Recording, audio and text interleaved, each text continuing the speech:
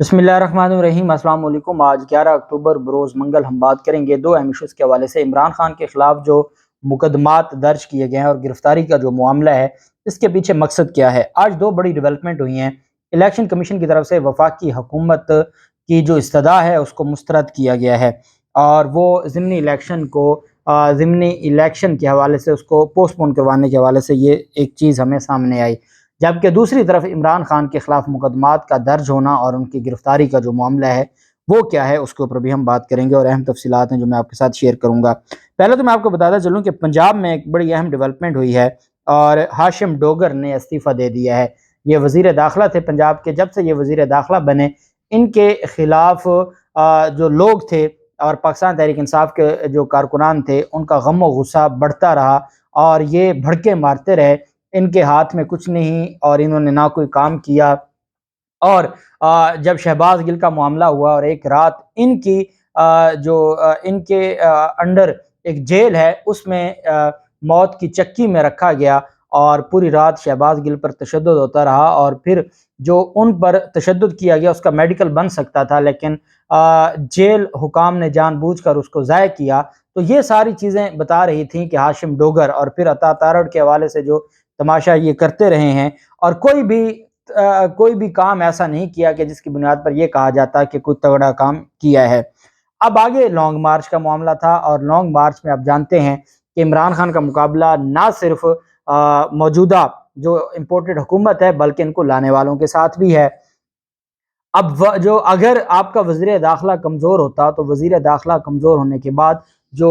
वो कैसे इन सारी चीज़ों को देख सकता। आज एतजाज़ अहसन साहब ने भी ये बात की कि अगर आप कंटेनर्स लगा के इस्लामाबाद बंद कर देंगे और अवाम इस्लामाबाद के दाखिली खारजी रास्तों पर बैठ जाए और इस्लामाबाद तो खुद आप एक थाना बना देंगे कि वहाँ से ना लोग बाहर आ सकते हैं ना अंदर जा सकते हैं, तो फिर उनका मकसद तो पूरा हो गया जो मुजाहिरीन है, जब आप खुद ये सारा काम करेंगे। मामला इस तरह से है कि अब जो असलम इकबाल हैं उनको चांसेस हैं कि उनको वज़ीर दाखिला बनाया जाए। वो भी एक तगड़े आदमी और पुराने पाकिस्तान तहरीक इंसाफ के सही वर्कर्स हैं जो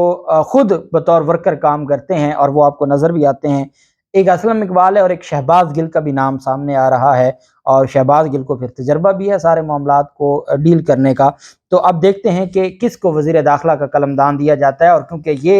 वक्त बहुत अहम है और लॉन्ग मार्च के हवाले से भी जो चीज़ें हैं वो सामने आ रही हैं, तो देखते हैं कि ये कब इसका फैसला होता है। जबकि दूसरी तरफ इलेक्शन कमीशन ने आज एक इजलास किया है। सिकंदर सुल्तान राजा की सरबराही में इजलास मुनक्कद हुआ और उनके साथ जो सेक्रेटरी इलेक्शन कमीशन, सेक्रेटरी वजारत दाखिला, दिफा, चीफ सेक्रेटरी पंजाब, IG साहिबान पंजाब, खैबर पख्तूनख्वा और सिंध ने शिरकत की। इसके अलावा जो MO डायरेक्टोरेट है और बाकी जो सिक्योरिटी इदारों के नुमाइंदगान हैं और सीनियर इलेक्शन कमीशन के अफसरान थे। आज पूरा इलेक्शन कमीशन ने वहाँ मेला लगाया हुआ था।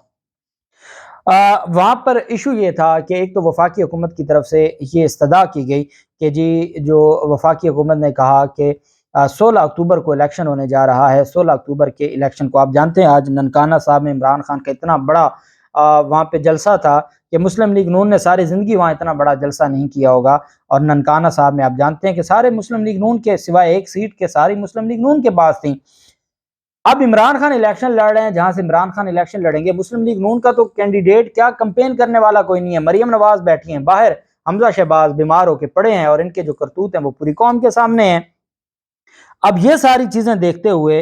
इन्होंने कहा कि हम किसी तरीके से, अब आप एक बात याद रखिएगा कि इलेक्शन कमीशन ने जो ये वफाकी हुकूमत की इस्तदा मुस्तरद की है, इसके पीछे भी इनका कहीं ना कहीं आपस में एक पूरी प्लानिंग के साथ ये मामला होता है। अब अगर राना सनाउल्लाह कहें जी कि आप इलेक्शन मुलतवी करें और उसके बाद इलेक्शन मुलतवी हो जाए, और ये तो ये ऐसी बात है कि जिसमें कोई दूसरी राय नहीं है, कोई शक नहीं है। अब राना सनाउल्लाह की बात या हुकूमत की बात तो नहीं ना इलेक्शन कमीशन टाल सकता, लेकिन अब उन्होंने ये दरखास्त मुस्तरद करके जो ड्रामा रचाया है उसका असल बैकग्राउंड मैं आपको बताऊंगा।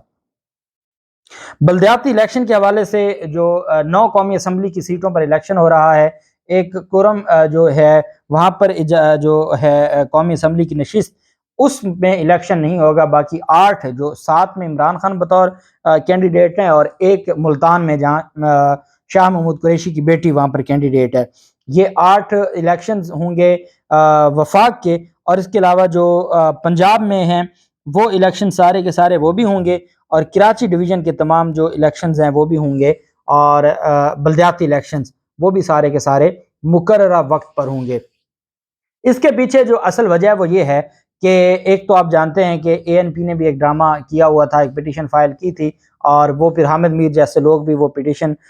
جو ٹویٹ کیے جا رہے تھے ایمل ولی خان کی طرف سے، تو ان کو وہ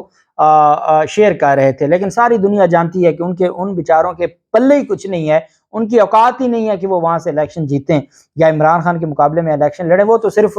چاہ رہے تھے کہ کسی طریقے سے، اب الیکشن کمیشن کو بھی یہ بات پتہ تھی کہ بجائے اس کے کہ یہ معاملہ اسلام آباد ہائی کورٹ میں جائے اور اسلام آباد ہائی کورٹ یہ نوٹیفیکیشن معطل کر دے اور پھر ان کو الیکشن کروانا پڑے، چونکہ یہ آئین کی ذمہ داری ہے، کوئی قوم پر احسان تو تھا نہیں۔ جب آئین پاکستان کہتا ہے کہ آپ نے 60 دن کے اندر الیکشن کروانا ہے، تو ان کے پاس کوئی ایسی ریزن نہیں تھی کہ جس کی بنیاد پر یہ پوسٹ پون کیا جاتا۔ اب وہ پوسٹ پون نہیں ہوا، اور وہ پوسٹ پون اس وجہ سے نہیں ہوا کہ انہوں نے عمران خان کے گرد ایک اور چال چلی ہے، اور عمران خان کی گرفتاری کا جو معاملہ ہے، اور 3 جگہوں پر کراچی میں ایف آئی اے کراچی، ایف آئی اے لاہور اور ایف آئی اے اسلام آباد 3 مقدمات درج کر دیے انہوں نے عمران خان کے خلاف، جو مبینہ طور پر فارن فنڈنگ کا جو ان کے خلاف ایلیگیشنز ہیں عمران خان کے خلاف وہ۔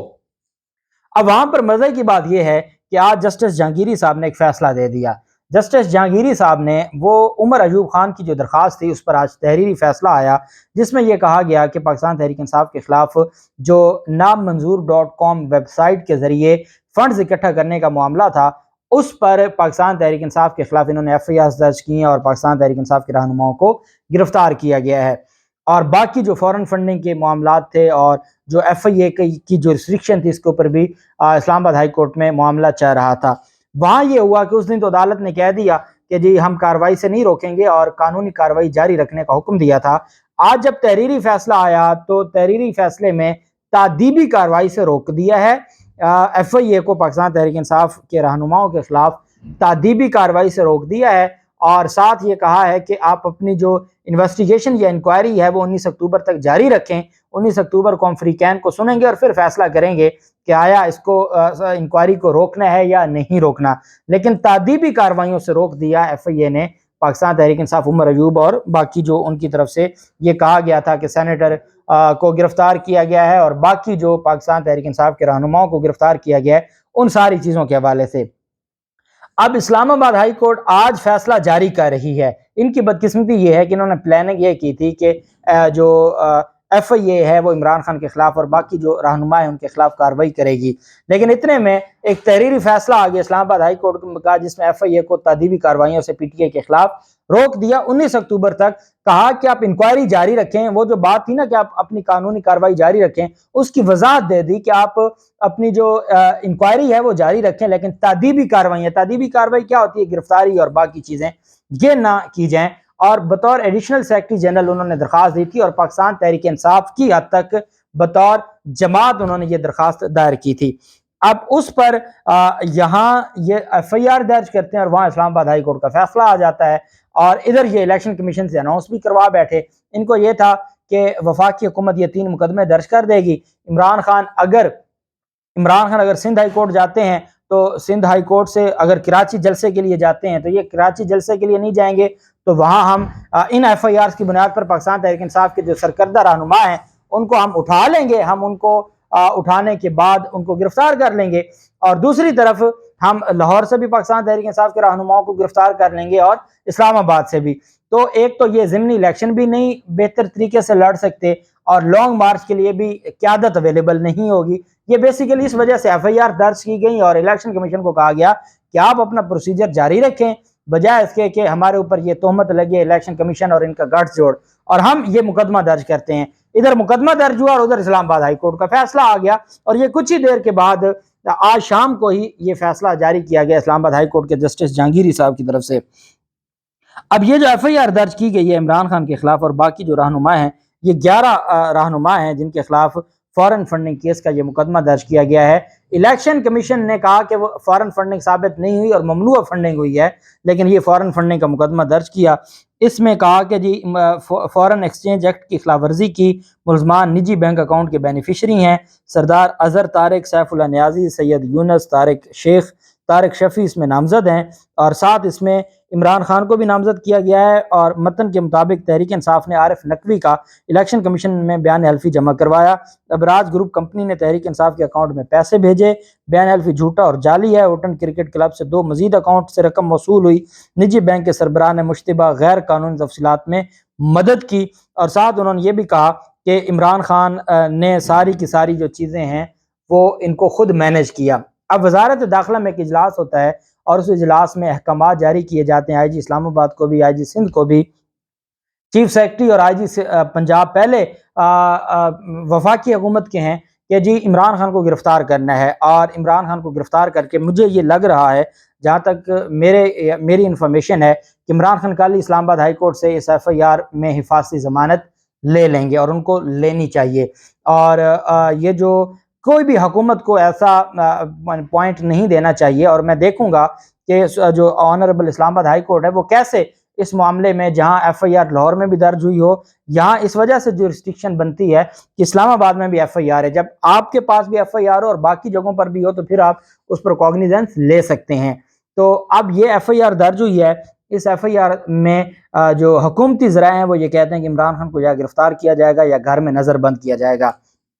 تاکہ ضمنی الیکشن بھی گزر جائے، اور ضمنی الیکشن کے ساتھ ساتھ جو لانگ مارچ کا ہے وہ بھی معاملات گزر جائیں۔ ایک بات میں آپ کو بتا دوں کہ یہ اتنا آسان نہیں ہے عمران خان کو گرفتار کرنا، اور پھر عدالتوں کا اس کو ہضم کرنا، اور عوام کا اس کو ہضم کرنا، یہ اتنا آسان نہیں ہے، اور یہ اپنے پاؤں پر آخری کلہاڑی ماریں گے۔ اور 16 اکتوبر کو الیکشن بھی ہوگا، عمران خان اپنے الیکشن کی کمپین بھی کریں گے، اور وہ الیکشن بھی جیتیں گے، اور لانگ مارچ بھی ہوگا، اور اس امپورٹڈ حکومت سے عوام کو نجات بھی ملے گی۔ اللہ پاک پاکستان کا حامی و ناصر ہو۔ بہت شکریہ، اللہ حافظ، پاکستان زندہ باد۔